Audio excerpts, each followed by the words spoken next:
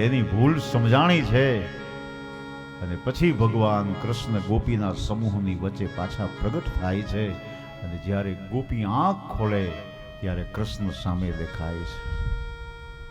ક્યાં ગયો તો કૃષ્ણ? વિચાર તો કર કે તારા વગરનું અમારું જીવન, અમારી ગતિ કાંઈ નથી. ક્યાં ગયો તો? કૃષ્ણએ કીધું, ગોપીજનો ક્યાંય નહોતો ગયો, તમારી વચ્ચે તો હતો, તો તે દેખાતો કેમ નહોતો? કૃષ્ણએ કીધું કે તમારી આંખની આડે અંધકાર, અહંકાર, અભિમાનના પડડો હતા, એટલે તમે મને જોઈ નહોતા શકતા. ઈશ્વર ક્યાંય ગયો જ નથી, આપણી વચ્ચે જ છે. પણ કદાચ આપણને ઈશ્વર ન દેખાતો હોય તો એનો અર્થ એવું નથી કે પ્રભુ નથી. ન દેખાતો હોય તો એ આપણી આંખની ખામી છે, આપણી આંખ, આપણી દ્રષ્ટિની ખામી છે. બાકી ઈશ્વર આપણી વચ્ચે જ છે. ક્યારેક ક્યારેક આપણે અહંકાર, અભિમાનમાં એટલા બધા રચી પચી જાય છે કે ઈશ્વરની અનુભૂતિ આપણને નથી થતી. પણ ઈશ્વર છે આપણી આજુબાજુમાં જ. દ્રષ્ટિમાં ભેદ છે સાહેબ. મોતીઓ આવે ને એટલે પછી કોઈ સારો સર્જન હોય ને આંખોનો, એની પાસે ઓપરેશન કરાવી લેવું. આ પડડો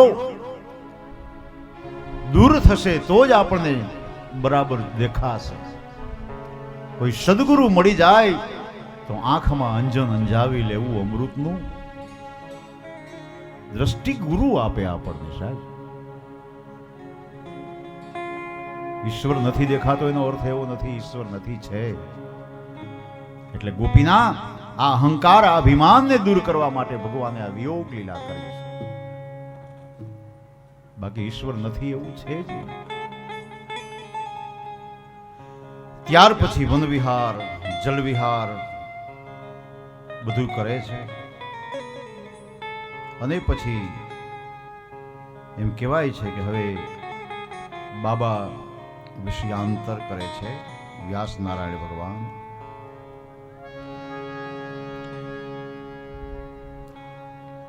કે અત્યાર સુધીમાં આપણી આ કથા ગોકુલ ભગવાનના એ યમુનાજીના કિનારે વૃંદાવનની અંદર હતી.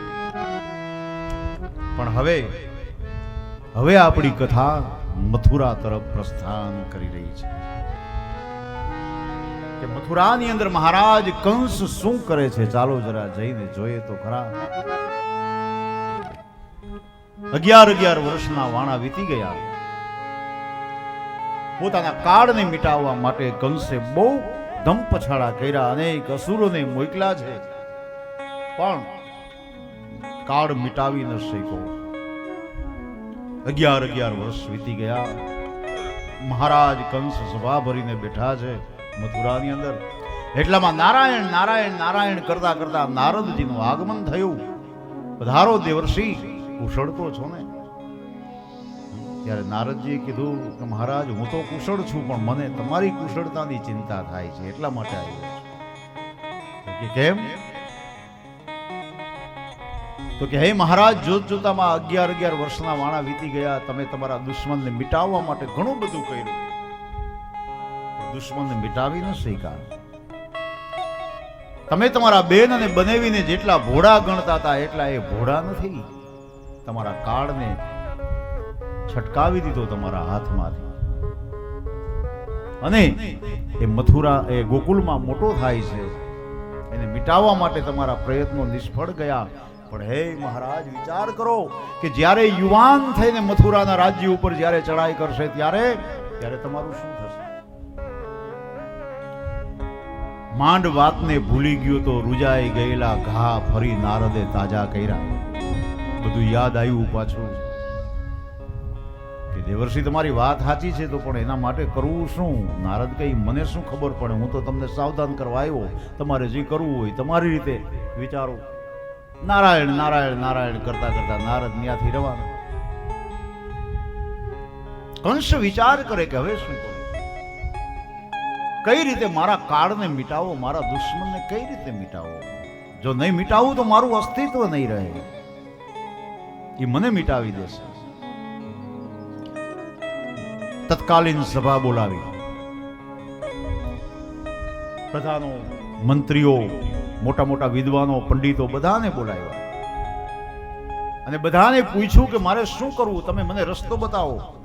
ત્યારે પંડિતો રસ્તો બતાવે, મહારાજ એક કામ કરો, તમે મથુરામાં ધનુષ્ય યજ્ઞ કરો અને આ યજ્ઞ જોવા માટે બંને બાળકોને અહીંયા બોલાવો. નંદ બાબાને આમંત્રણ આપજો, ગોવાળોને આમંત્રણ આપજો, એટલે કોઈને શંકા ન જાય.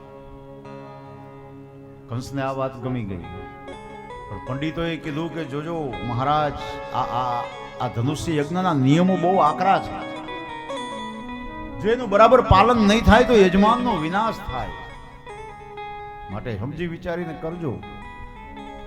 કંસ કહે એની મને પરવા નથી, એને હુકમ કરી દો કે જાઓ ધનુષ્ય યજ્ઞની તડામાર તૈયારી કરો.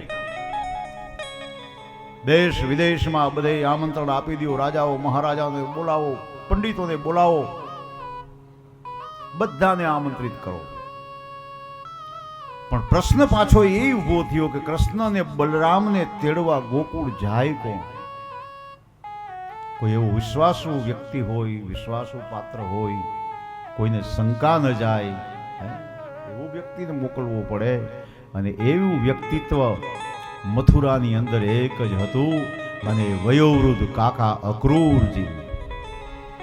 નજર બરાબર અક્રૂર ઉપર સ્થિર થઈ અક્રૂર બે હાથ જોડીને ઉભા થયા.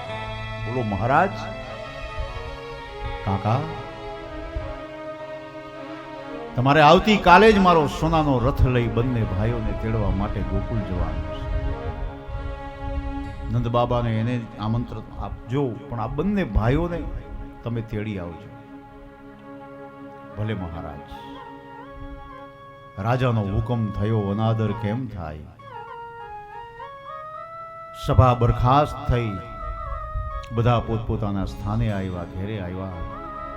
પણ અક્રૂર તો ભક્ત હૃદય છે, એને ખબર હતી કે આમાં કંસની મેલી મુરાદ છે. અહીંયા બોલાવી અને પછી બંને ભાઈઓનો વધ કરશે એવી અક્રૂરને શંકા છે.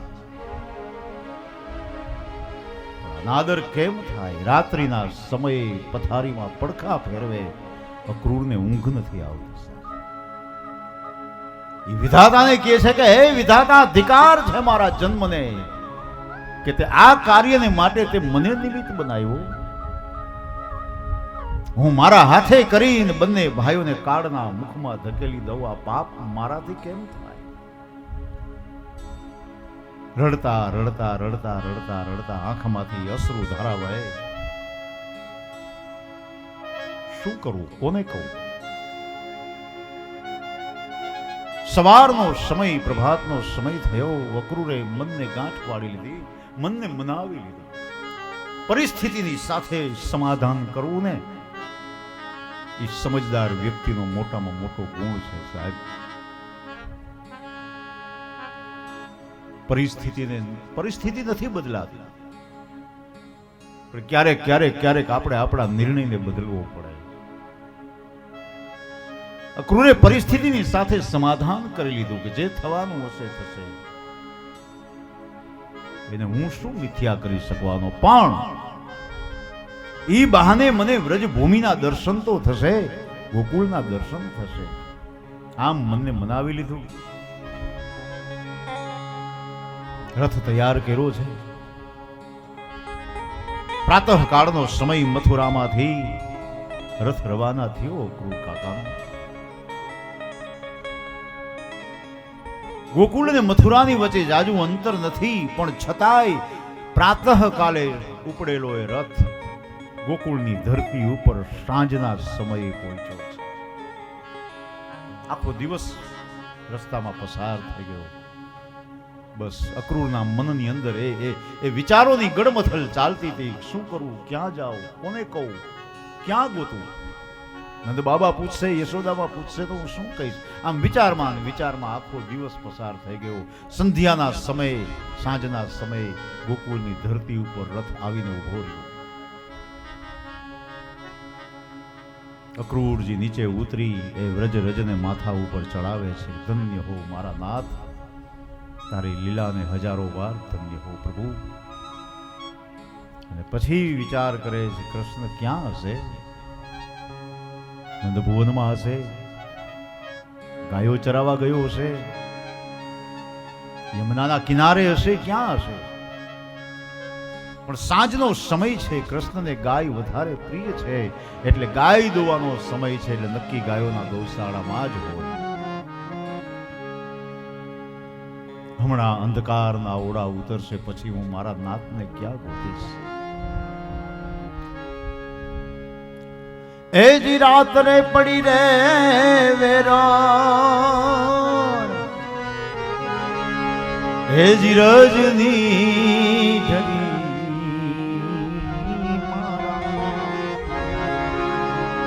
મારા હરીને, મારા પ્રભુને ક્યાં જોવા જાવ રે?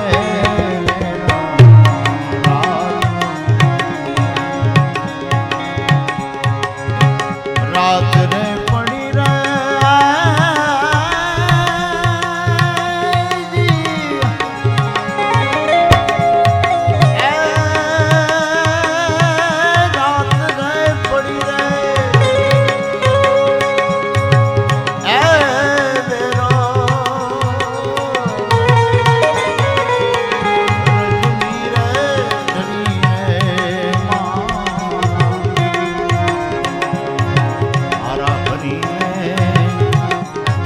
ક્યાં જોવા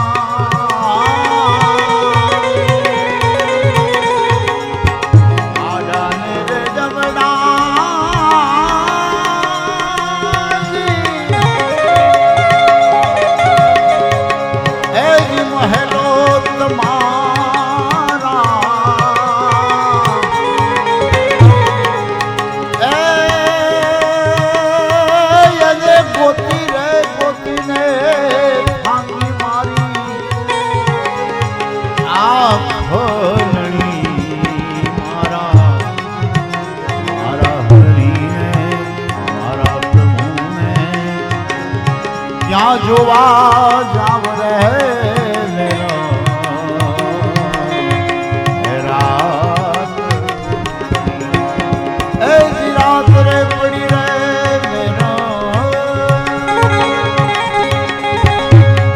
રાત રે પડી રે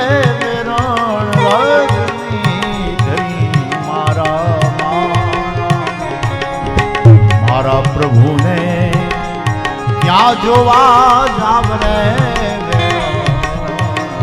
રાત, ક્યાં જોવા જાવ રે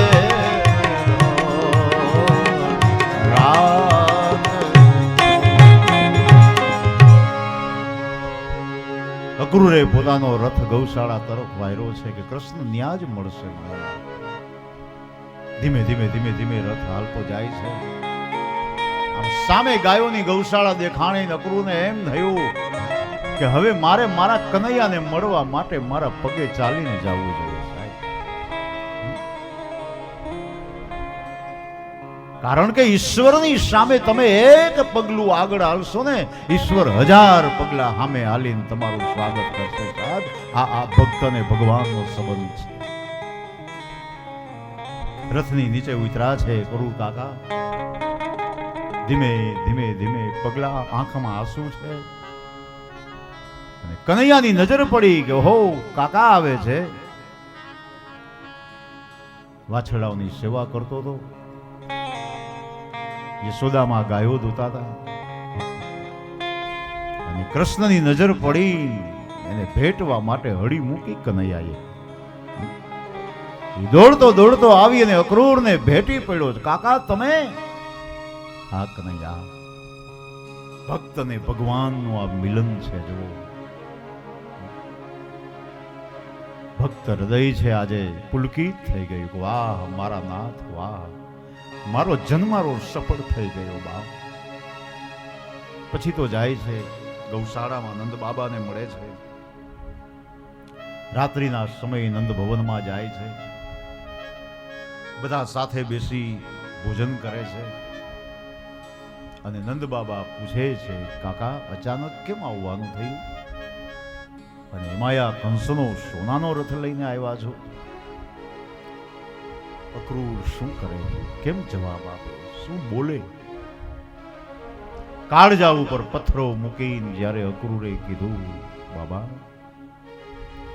મથુરાની અંદર મહારાજ કંસ ધનુષ્ય યજ્ઞ કરે છે, તમને આમંત્રણ છે બધાને આવવાનું, બહુ મજા આવશે, આવજો તમારે. પણ આ બંને ભાઈઓને તેડવા માટે મને ખાસ મોકલો છે, એટલા માટે આવ્યો છું. મારી સાથે મોકલો. થોડાક દિવસ ત્યાં રહેશે ને તો એને આનંદ આવશે. નંદબાબા તો ભોળા છે, એ તો કંસની કાંઈ આમ મેલી મુરાદને સમજી ન શક્યા. પણ માં યશોદા સમજી ગયા કે આની પાછળ કાંઈક ભેદ છે.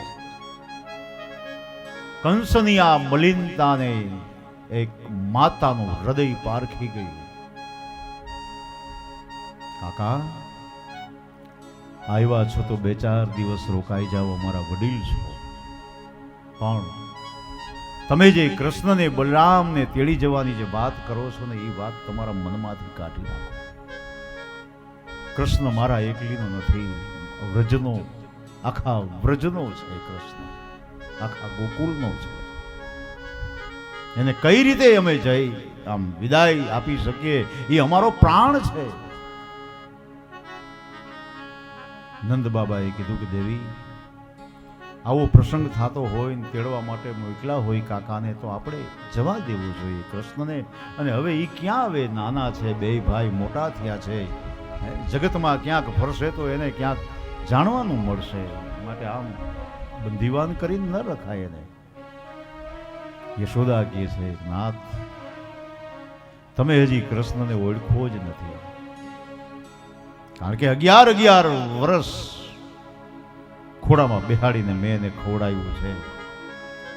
હું કૃષ્ણને ઓળખું છું. તમે એમ કહો છો કે એ જાશે ને પછી યજ્ઞ જોઈને પાછો આવતો રહેશે, એ વાત ખોટી છે નાથ. મને ખબર છે કે એક વખત કૃષ્ણ અહીંથી ગયા પછી ગોકુળની ધરતી ઉપર ક્યારેય પગ નહીં માંડે, એ હું ઓળખી ગઈ છું. દેવી, હા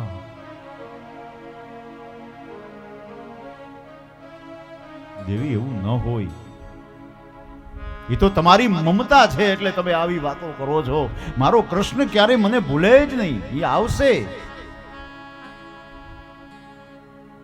નહીં નાથ. એ તમારી ભ્રમણા છે.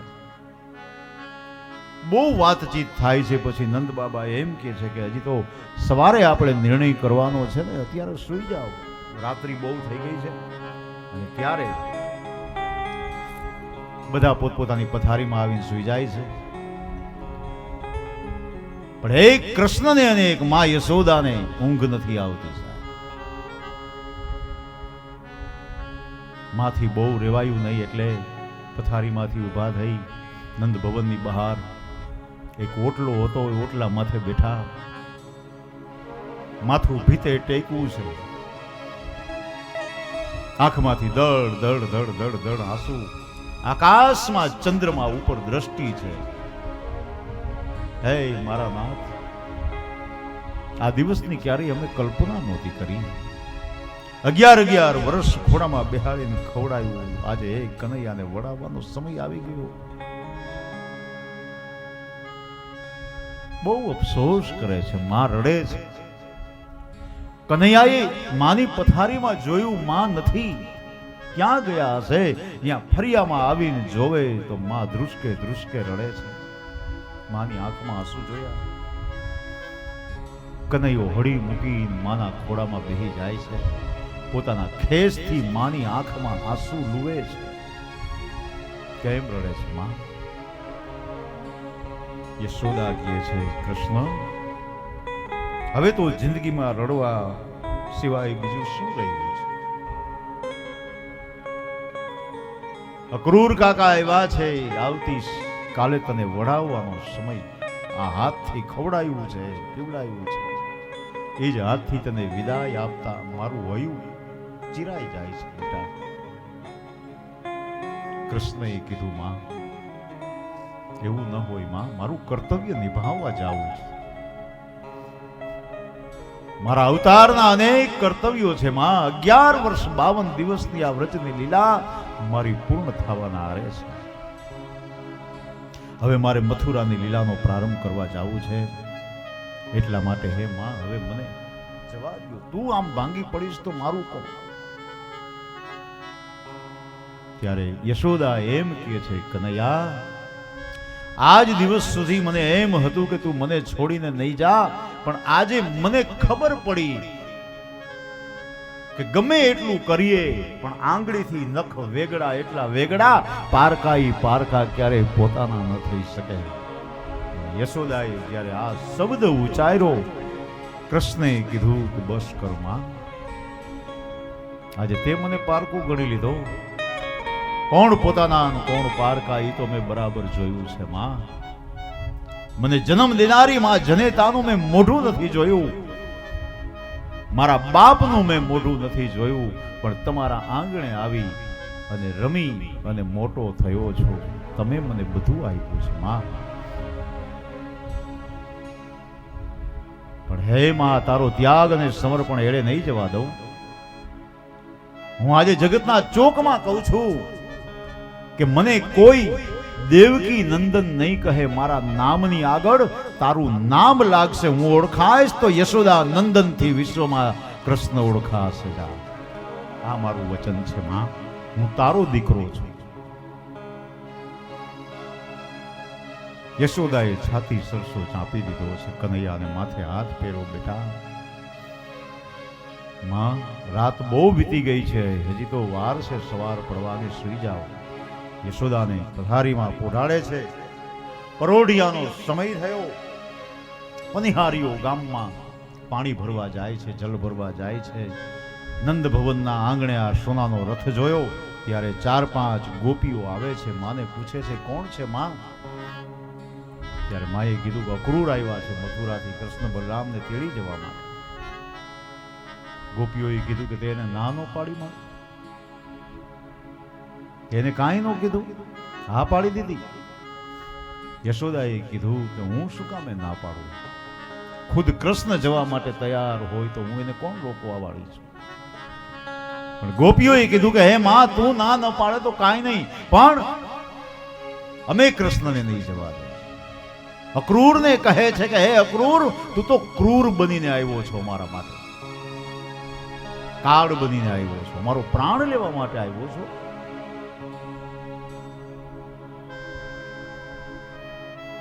વિચાર તો કરવો તો ક્રૂર, કે કૃષ્ણને લઈ જવાનો તારા મનમાં વિચાર કેમ થયો? શું બ્રજવાસીઓ કૃષ્ણ વગર જીવી શકે? માં, અમારા શરીર ઉપરથી અક્રૂરના રથને પસાર થવું પડે તો જ કૃષ્ણ અહીંથી વિદાય લઈ શકે, નહીં જવા દો. ત્યારે ગોપીઓ કહે છે શું?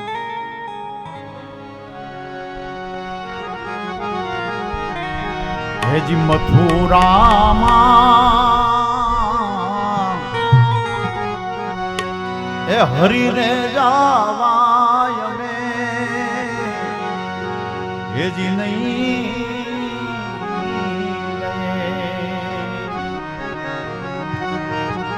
આજ મથુરામાં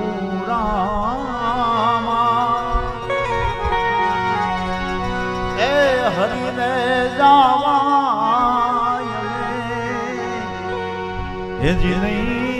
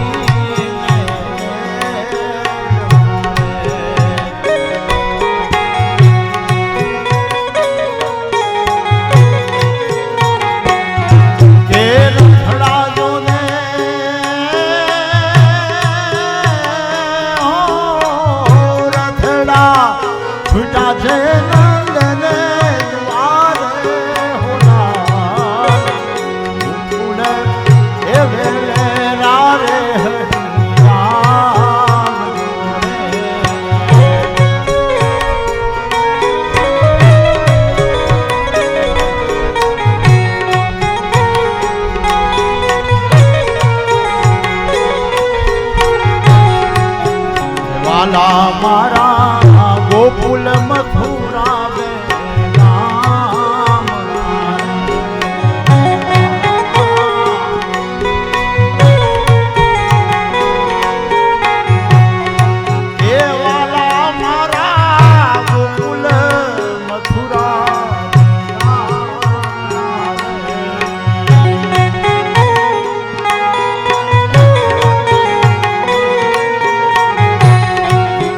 વચ્ચે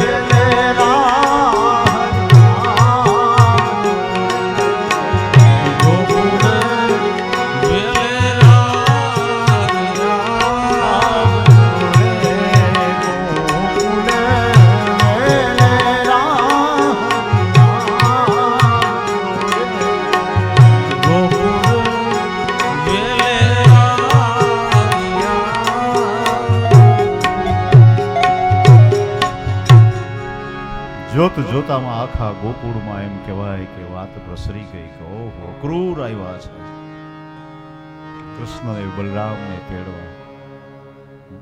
ખોબા જેવડું એ ગોકુળ ગામ. વાત જ્યાં સાંભળી એ ગામમાં હોપો પડી ગયો છે. શેરીએ ચૌટે ગલીએ બધે એક જ વાત છે, કૃષ્ણ જાય છે બસ. હેજી સખી આજ વ્રજમાં હેજી વાતો એવી થાય છે,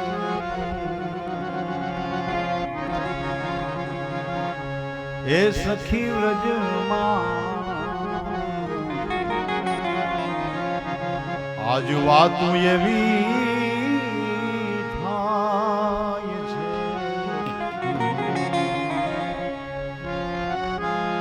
કૃષ્ણ બલરામ મથુરામાં જાય છે રે એ બેની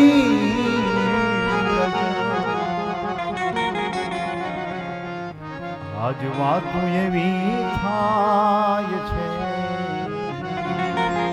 એક જ વાત હવના મોઢામાં છે, કૃષ્ણ જાય કૃષ્ણ જાય. પ્રભાતનો સમય થયો. માં યશોદાએ બંને ભાઈઓને જગાડ્યા છે, સ્નાન કરાયું છે, વસ્ત્ર અલંકારો પહેર્યા, શૃંગાર કર્યો છે, કપાળમાં કુમકુમનું તિલક કર્યું છે, માથા ઉપર મોર મુકુટ પરિધાન કરાયું છે, બાજોઠ ઉપર બે ભાઈને બેહાડ્યા છે, કૃષ્ણ ને બલરામ. અને બે કટોરામાં માખણ અને મિશ્રી લઈ બંનેને આપે છે, લે બેટા કનૈયા, આજે આ જિંદગીમાં છેલ્લી વાર તને આ માખણ ને મિશ્રી હું ખવડાવી રહી છું. કોણ જાણે હવે તો જીવનમાં એવો લાવો મળે કે ન મળે. કૃષ્ણની આંખમાં જે આંસુ છે, માં તારે તો મને હિંમત આપવી જોઈએ. તું રડીશ તો પછી હું શું કરું? હું જાઉં છું પણ તમારો પ્રેમ મારા હૃદયની અંદર હંમેશા ને માટે અખંડ રહેશે. માં આજે જો ન જાઉં તો મારું કર્તવ્ય ભૂલાઈ જાય, હું મારા કર્તવ્યમાં પાછો પડું. માં એટલા માટે જઈ રહ્યો છું. હજી મારે ઘણા બધા કાર્યો કરવાના છે. બંને ભાઈઓ માતા પિતાને પગે લાગ્યા છે. અક્રૂરનો રથ નંદ ભવનના આંગણે નંદાલયમાં આજે તૈયાર ઉભો છે. અક્રૂર ઘોડાની લગામ હાથમાં લઈને બેઠા છે. આખું ગોકુળિયું ઉમટી પડ્યું છે.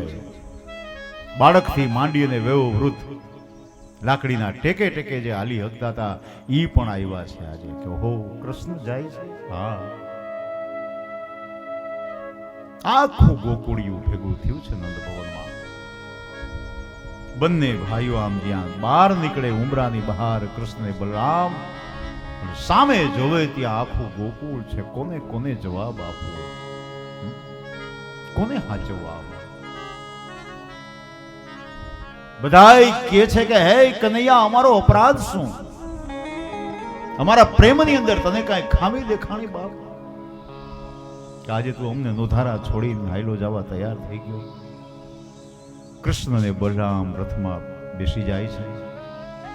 કાકા અક્રૂરને કીધું, કાકા હવે વિલંબ ન કરો, જલ્દી રથ અહીંથી હંકારી મૂકો, નહીતર આ વ્રજવાસીઓનો પ્રેમ મને અહીંથી નહીં જવા દે. મારું કર્તવ્ય ચુકાઈ જશે. એ અક્રૂરનો રથ આમ ધીમે ધીમે એમ કહેવાય કે ચાલતો થયો વ્રજની ધરતી ઉપરથી. ત્યાં તો 4-5 ગોપીઓએ આવી એ રથના ઘોડાની લગામ પકડી લીધી. 2-4 ગોપીઓ રથના પૈડે ચોટી ગયા કે અક્રૂર, તારે કૃષ્ણને લઈ જ જાવો હોય તો અમારા શરીર ઉપરથી રથ પસાર કર. જ્યાં સુધી અમારામાં પ્રાણ છે ત્યાં સુધી તું ન લઈ જઈ શકે. પણ છતાંય ધીમે ધીમે ધીમે ધીમે ધીમે ધીમે રથે હાલતો થયો અને પછી એ ગોપીઓના હાથમાંથી એ રથ છૂટી ગયો, ધરતી ઉપર ઢળી પડી. બાવરી અવસ્થા છે, જો પાગલ જેવી અવસ્થા છે. શરીરમાંથી પ્રાણ નીકળી જાય ને ખોરિયું જેમ પડ્યું હોય ને એવી દશા છે. વિરહાગ્નિમાં પડે છે. ત્યારે કૃષ્ણને ઠબકો આપે છે. જો આક્રોશ છે મનમાં.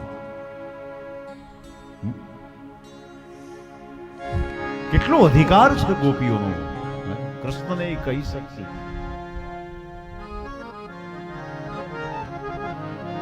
આજે આક્રોશ અને પ્રેમ બંને ભેગો થાય છે. જો અને શબ્દ વાટે જ્યારે બહાર નીકળે છે,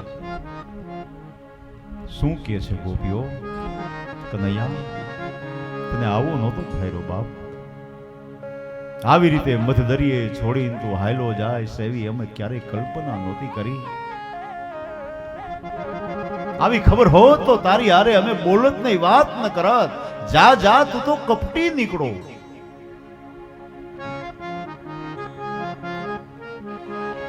અમે એ જ વિચારતા હતા કે તું કાળો કેમ થયો. યશોદામાં ગોરા, નંદ બાબા ગોરા, પણ તું કેમ કાળો? આજે અમને ખબર પડી કે તારા કાળજામાં કાળાશ હતી. તારા કાળજામાં કપટ હતું એટલે તું કાળો થયો. જા, તારે જાવું હોય તો જા, ખુશીથી. તારી હારે નથી બોલવું. એ જી જાને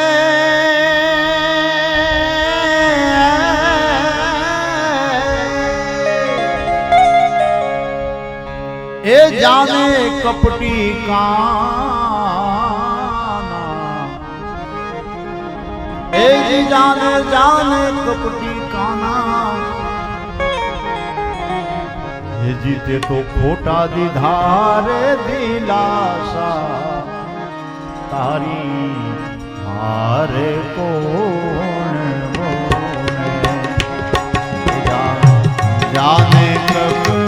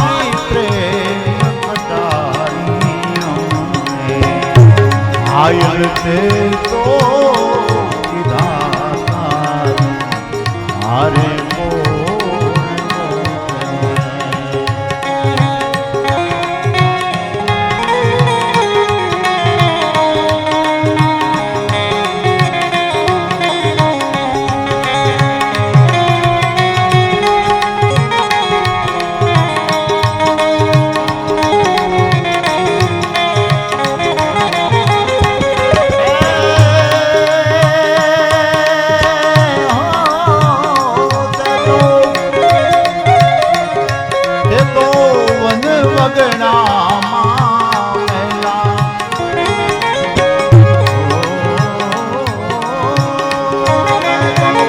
એ વન રગડામાં મેલા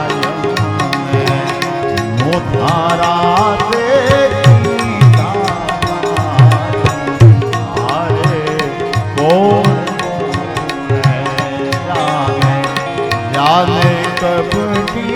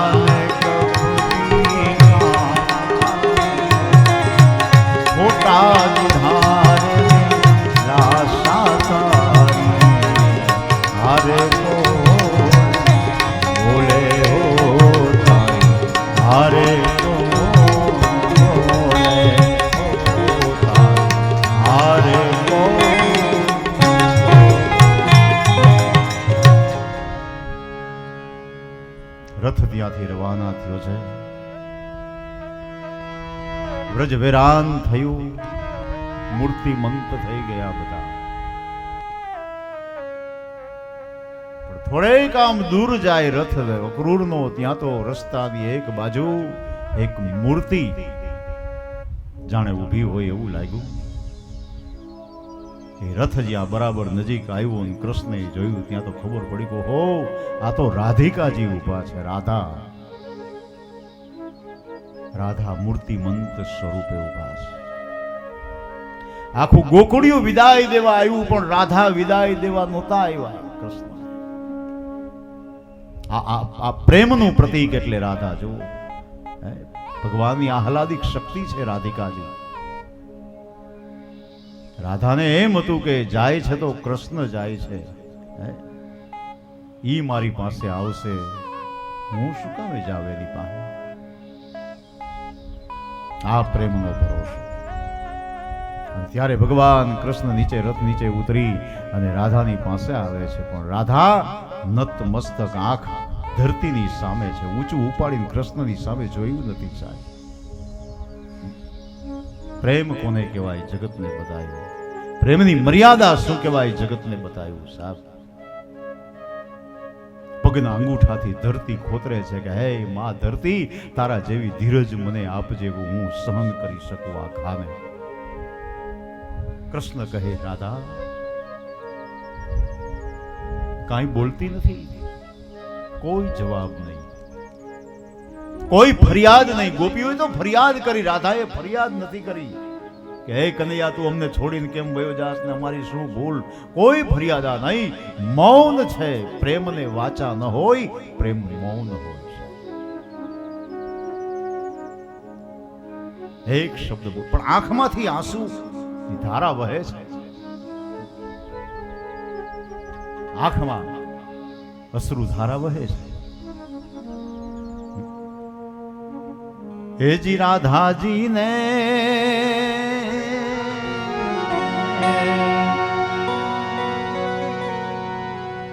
આંસુ સિવાય બીજું કાંઈ હવે રાધાની પાસે છે.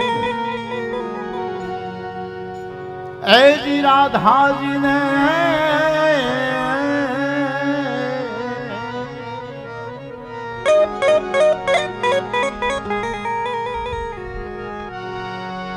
નેણે આહુડા તે દીવું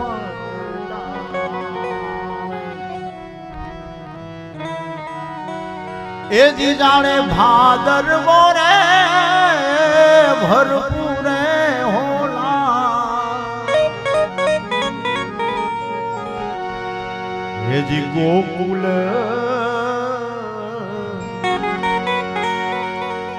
વેલે એ તમે જાવ એ વેલરા હરી તમે આવજો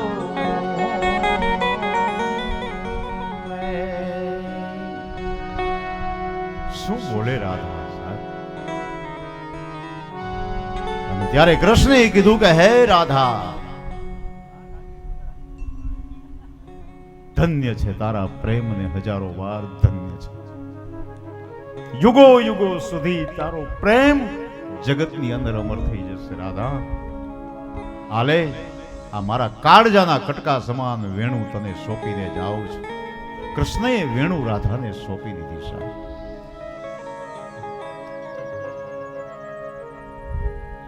હંમેશાને માટે કૃષ્ણ પોતાની સાથે વેણુ રાખતા. એ રાત્રિના પોઢે ને ત્યારે તકિયા નીચે ઓશિકા નીચે વેણુ રાખીને સુતા. હંમેશાને માટે સાથે રહે. પણ આજે પ્રેમમાં ત્યાગ અને સમર્પણ હોય છે એટલે એ વેણુ રાધાને સુપ્રત કરી દીધી. અને ત્યાર પછી કૃષ્ણએ કોઈ દિવસ એના હાથમાં વેણુ ધારણ નથી કરી. વેણુ છોડી અને ગિરિરાજ કે પછી સુદર્શન ચક્ર, કેટલી વેદના થઈ હશે આ માણસને વિચાર કરો. જેના આંગણા વેણુ ઉપર ફરતા હતા એ આંગળી ઉપર જ્યારે સુદર્શન ચક્ર ધારણ કરવું પડ્યું હશે ત્યારે કેટલું કઠોર હૃદય થયું હશે એનું. પણ વેણુ છોડી પછી કોઈ દી હાથમાં લીધી નહીં. અને પછી તો એમ કહેવાય કે રથ જાય છે, મથુરાની અંદર આવે છે અને કૃષ્ણએ તો એ બધી નગર રચના જોવા માટે મિત્રો સાથે જાય છે. કુવલિયા પીળ હાથીનો વધ કર્યો છે, પણ કંસે તડામાર તૈયારી કરી છે. ચાણુર અને મુષ્ટિક નામના મલને બેને રાખ્યા છે કે જ્યારે કૃષ્ણ આવે ત્યારે એની સામે કુસ્તી કરી અને એને પછાડીને મારી નાખજો. આવી બધી તૈયારી. અને બોલાવવામાં આવ્યા કે ચાલો યજ્ઞની અંદર હાજર થાવ. ત્યારે કૃષ્ણ અને બલરામ યજ્ઞ ભૂમિ તરફ આગળ જાય છે. ધીમે ધીમે ચાલતા થાય છે. રસ્તામાં કોલિયા પીળ હાથીનો વધ કર્યો છે અને બરાબર યજ્ઞ મંડપની અંદર આવ્યા છે. વચ્ચે અખાડો છે મલનો. ચાણુર અને મુષ્ટિક નામના બે મલ છે કે એ કનૈયા આવ અમારી સાથે કુસ્તી કર. અને કુસ્તી કરે છે મલની સાથે. ઘડીકમાં મલ નીચે પસરાય, ઘડીકમાં કૃષ્ણ બલરામ ઉપર ઘોર સંગ્રામ થાય. પણ દાઉજી મહારાજે કીધું કનૈયા હવે આ મલને વધારે રમાડવા નથી. ઇશારો કર્યો, કૃષ્ણ સમજી ગયા. એક દિવ્ય સિંહાસન ઉપર મથુરાનો અધિપતિ મહાબલી કંસ બિરાજમાન. આખી સભા ભરાણી છે અને ત્યારે જે ચાણુર નામનો જે મલ હતો એને દાઉજી મહારાજે બે પગ પકડી અને હવામાં ગોળ ગોળ ગોળ ચકરડી ફેરવી અને જ્યાં ધરતી ઉપર પછાડ્યો. માથું ફાટી ગયું, તરફડિયા મારી અને મલ મૃત્યુને શરણ થયો. મુષ્ટિક નામનો જે મલ છે એને ભગવાન શ્રી કૃષ્ણ પરમાત્મા એક જ મુષ્ટિકાનો પ્રહાર કર્યો, ધરતી ઉપર પછાડ્યો. આ બંને બળવાન મલના મોતને જોઈને કંસને ડર લાગ્યો. સિંહાસન ઉપરથી ઊભો થઈ અને દોટ મૂકી ભાગ્યો રાજમહેલ તરફ. રાજમહેલમાં આવી બારી બારણા દરવાજા બધું બંધ કરી દીધું. ખુલ્લું હોય તો અંદર આવે ને. કૃષ્ણનું જ ચિંતન કરવા લાગ્યો. આમથી આવશે, ઉપરથી આવશે, નીચેથી આવશે. ભલે વેર ભાવથી પણ એને ચિંતન તો કર્યું. કૃષ્ણનું સ્મરણ તો રહ્યું અંતકાળે. આ તો ઐશ્વર્ય શક્તિ છે. અને કંસની સામે બંને ભાઈ પ્રગટ થયા, કૃષ્ણ બલરામ. એ મામા આવ મેદાનમાં. 11 વર્ષ થયા મારા માતા પિતાને તે યાતના આપી છે. એના 6 સંતાનોને પટકીને માર્યા છે. તને એમ હતું કે આકાશ પાતાળ પૃથ્વી 3 લોકની અંદર મને કોઈ મારી ન શકે. પણ આજે તારી સામે ઊભો તારી બહેન આ એ દેવકીનો 8મો પુત્ર તારો કાળ બનીને આવ્યો છું. હવે જો તને કોણ બચાવે. કંસે મ્યાનમાંથી તલવાર ખેંચી કે આવ. ભગવાને એક જ મુષ્ટિકા મારી, તલવારના ટુકડા થઈને ધરતી ઉપર પડી ગયા. હાથમાં ગદા લીધી કે એક જ ગદાના પ્રહારથી ભાંગીને ભૂકો કરી નાખી. આમ જ્યાં ગદા ઉપાડી ત્યાં તો ભગવાને એક મુષ્ટિકા મારી, ગદા ભૂકો થઈ ગઈ. હવે કઈ શસ્ત્ર છે નહીં હાથમાં. કૃષ્ણ કહે આવો મલકુસ્તી કરીએ. તમે જ શીખવાડ્યું છે અમને મલકુસ્તી કરવા માટે. આવો મેદાનમાં. મલકુસ્તી કરે છે. કંસ પોતાની બંને ભુજાઓ પોડી કરે કે હમણાં જ મારી બાથમાં ભીસી અને મારી નાખું. આકાશમાં સ્વર્ગના દેવતાઓ જય જયકાર કરે છે. જય હો મારા નાથ. પૃથ્વી ઉપર વધી ગયેલા પાપને ભારને હવે હરું. હવે વિલંબ ન કરો મારા નાથ. અને ભગવાન શ્રી કૃષ્ણએ આમ અંતરિક્ષમાં જોયું દેવતાઓની સામે ઈશારો કર્યો, ચિંતા ન કરો. કંસ બંને ભુજાઓ પોડી કરે. ભગવાન કૂદકો મારી કંસના ખંભા ઉપર ચડી ગયા. કંસ ગોળ ગોળ ચકડી ફરવા લાગ્યો કે હમણાં ફેંકી અને મારી નાખું. પણ ગોળ ગોળ ફૂદરડી ફેર્યો એમાં એને ફેર ચડ્યા.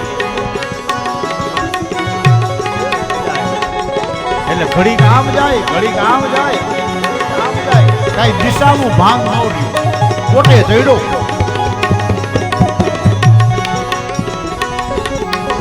મામા કદાચ ભાણાને રમાડતા હોય તો બરાબર. આજે ભાણાએ મામાને રમાડ્યો, ચકેડીએ ચડાવ્યો. એવો ચકેડીએ ચડાવ્યો. દિશા ભૂલી ગયો. ભગવાને લાગ જોઈ એક જ મુષ્ટિકાનો ઘા કર્યો, ધરતી ઉપર પછડાયો. સ્વર્ગના દેવતાઓએ પુષ્પની વૃષ્ટિ કરી. જય હો મહારાજ. બોલીએ બાલકૃષ્ણ ભગવાન. કંસ ધરતી ઉપર પડ્યો, કૃષ્ણ એની છાતી ઉપર ચડી ગયા છે અને એક પછી એક મુષ્ટિકાના પ્રહાર કરે છે. કંસનો વધ કર્યો છે. ધરતી ઉપર વધી ગયેલા પાપને આજે હળવું કર્યું પરમાત્માએ. પછી તો 11 વર્ષે જ્યારે ભગવાન પોતાના માતા પિતાને દેવકી અને વસુદેવને મળે છે ત્યારે તો દેવકીજી ચોથા રાસુએ રડી પડે છે. 11 વર્ષે દીકરાનું મોઢું જોયું. વિચાર તો કરો. ધન્ય છે જનેતાની ધીરજ અને ધારણાની સાહેબ ભેટી પડી છે માં. પિતા ઉગ્રસેનને ભવ બંધનના એના બેડીના બંધનો તોડાવ્યા. પછી ભગવાનને કંસની સાથે યુદ્ધ કરી અને બહુ પરિશ્રમ પડ્યો હતો. એટલે યમુનાજીના ઘાટ ઉપર થોડી માટે વિશ્રાંતિ લેવા માટે બેઠા અને ઘાટનું નામ પડ્યું વિશ્રામ ઘાટ. આજે પણ વિશ્રામ ઘાટમાં માં યમુના મહારાણીની આરતી એનો લાવો જીવનમાં લેવા જેવો છે સાહેબ. શું એ આરતી થાય છે વિશ્રામ ઘાટની. પછી તો એમ કહેવાય છે કે માતા પિતાના ભવ બંધનો, બેડીઓના બંધનો તોડાવ્યા. પિતા ઉગ્રસેને કીધું કે બેટા હવે તું જ આ મથુરાની ગાદી સંભાળ. કૃષ્ણ કહે નહીં બાબા, તમારા જેવા વડીલો હોય ત્યાં સુધી આ રાજપાટ મને ન શોભે. તમે જ આ મથુરાનું સામ્રાજ્ય સ્વીકારો. મથુરાનો રાજ્યાભિષેક પિતા ઉગ્રસેનને ફરી વખત સોંપવામાં કરવામાં આવે છે. હાથીની અંબાડી ઉપર બેસી બંને ભાઈઓનો આમ વરઘોડો કાઢે છે. આજે મથુરા વાસીઓ યાદવો આજે રાજી થયા છે, જય જયકાર કરે છે કે ઓહો આજે અમારા ઉપર કૃપા કરી પ્રભુ. બધે જય જયકાર થયો છે. સુખદેવજી મહારાજ કહે છે કે હે રાજા, ધન્ય છે, કોટી કોટી વંદન કરું છું આવી માતાને, આવી જનેતાને કે જેને આવા દીકરાને જન્મ આપ્યો. જગતમાં દીકરો તો એ છે કે મા બાપના ભવ બંધનો તોડી નાખે, એને દીકરો કહેવાય. એમ જો ને જનની જણજે, ભગત જણજે, અને કાં દાતા ને કાં શું.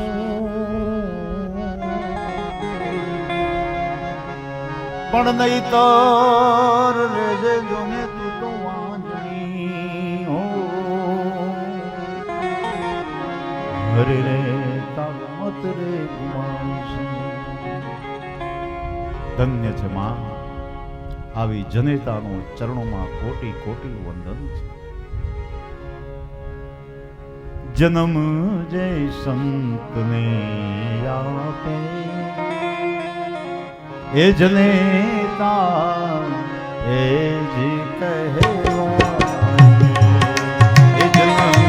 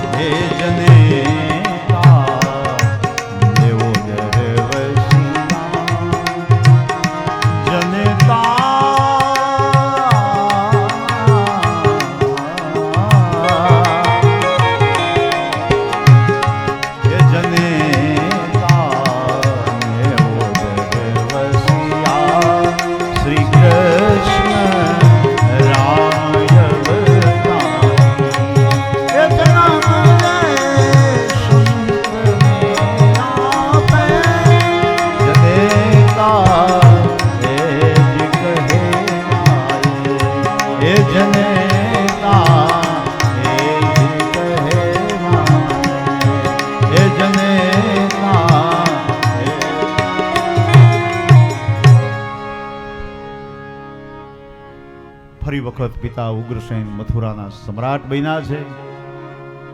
સુખ શાંતિ બધે આનંદ છે. પછી દેવકી અને વસુદેવને એમ થાય છે કે બંને ભાઈઓને વિદ્યાધ્યયન કરવા માટે બેસાડવા છે, જનોઈ આપવી છે. એટલે બંનેને મુંડન કરાવે છે. સાદીપની ઋષિના આશ્રમની અંદર વિદ્યાનું અધ્યયન કરવા જાય છે. અને પછી એ મથુરાનું સામ્રાજ્ય કૃષ્ણને સોંપવામાં આવે છે. ભગવાન મથુરાના રાજા બન્યા છે, પણ છતાં એના વ્રજવાસીઓને ભૂલ્યા નથી. એને એનું વ્રજ યાદ આવે છે. અને ઉદ્ધવને જ્ઞાનનો અહંકાર થાય છે. એ જ્ઞાનના અહંકારને મિટાવવા માટે ઉદ્ધવને સંદેશો લઈ અને વ્રજમાં મોકલે છે. ઉદ્ધવજી સંદેશો લઈ અને જાય છે. પ્રેમ લક્ષણા ભક્તિ જોઈ ઉદ્ધવ નતમસ્તક બની જાય છે. તો ઈદ્વાગમનની કથા અને ત્યારબાદ બરાબર 5-5:30 આસપાસ આજે અલૌકિક પ્રસંગ છે. ભગવાન શ્રી કૃષ્ણ પરમાત્મા અને દેવી રૂક્ષ્મણીજીના વિવાહનો પ્રસંગ છે. ભગવાન આજે વરરાજા બનીને આવવાના છે ભાઈ, બપોર પછીના સત્રમાં. એટલે બધાય આવવાનું છે. ભગવાનની જાનમાં આવો લાવો કેદી મળે? માધવપુરનો માંડવો ને યાદવ કુળની જાન, ધામ ધૂમથી અહીંયા દ્વારિકા વાળો વરરાજો થઈને આવશે ને એના પછી સ્વાગત થાય ને કોંખણા થાય ને એ બધી આનંદ આપણે વ્યક્ત કરવાનો છે. પરંતુ એ બધી કથા બપોર પછી 3 વાગે આવો ભગવાનના મંગલમય સ્વરૂપનું ધ્યાન કરી અત્યારની કથાને અહીંયા વિરામ આપો.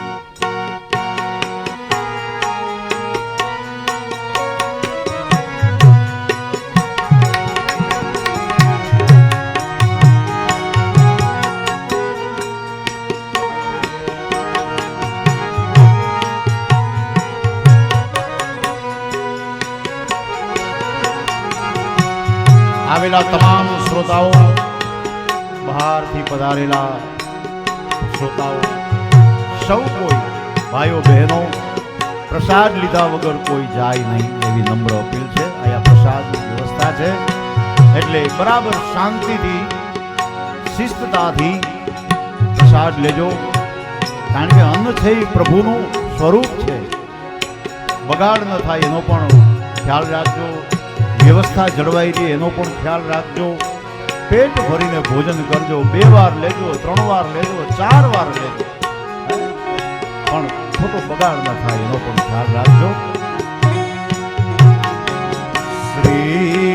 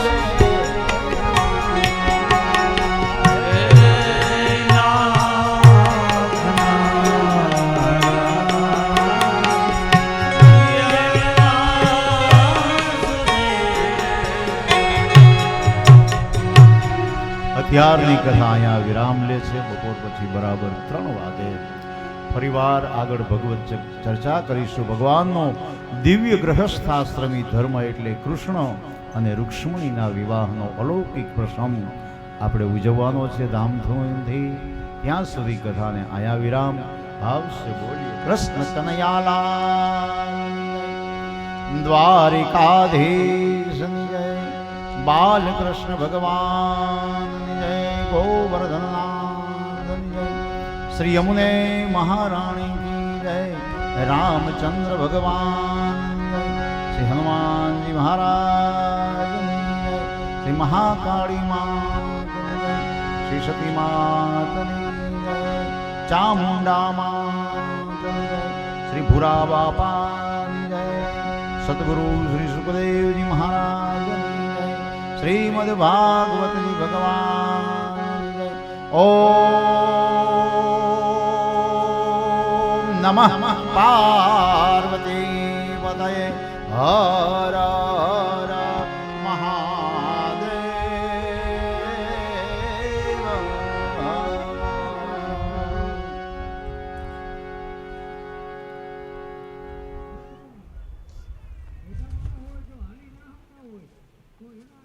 કોઈ સગાવાલા બી આવ્યા હોય ને એ ખાણી ખોટી બહુ બનાવી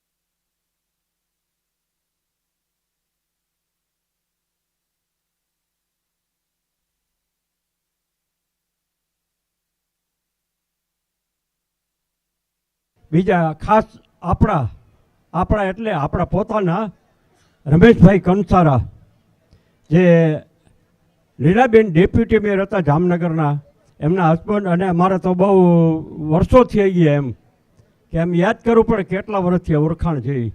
અમારા ખાસ મિત્ર એવા રમેશભાઈ કંસારા, ગમે ત્યારે રાત ક્યાંય પણ કામ હોય A to Z, એ રમેશભાઈને ગમે ત્યારે આપણે બોલાવીએ ને, એ રમેશભાઈ એમ કે હાલો હું તમારી સાથે જ છું, ગમે તેવું કામ કોઈ એ રમેશભાઈ આપણે. અને અમે તો 5 ગોળની જ્યારે મિટિંગો થતી આપણી વાડીની અંદર, વરિયા પ્રજાપતિની વાડીની અંદર જ્યારે મિટિંગો થતી ત્યારે અમે તો ઘણા વર્ષથી અમે મિટિંગની અંદર સાથે હતા.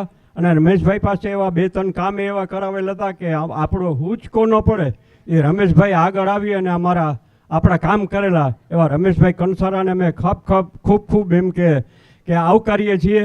આપણા હૃદય સમ્રાટ જેને કહી, આપણા મિત્ર કહી, જે કંઈ કહીએ એટલો આપણે ઓછું છે.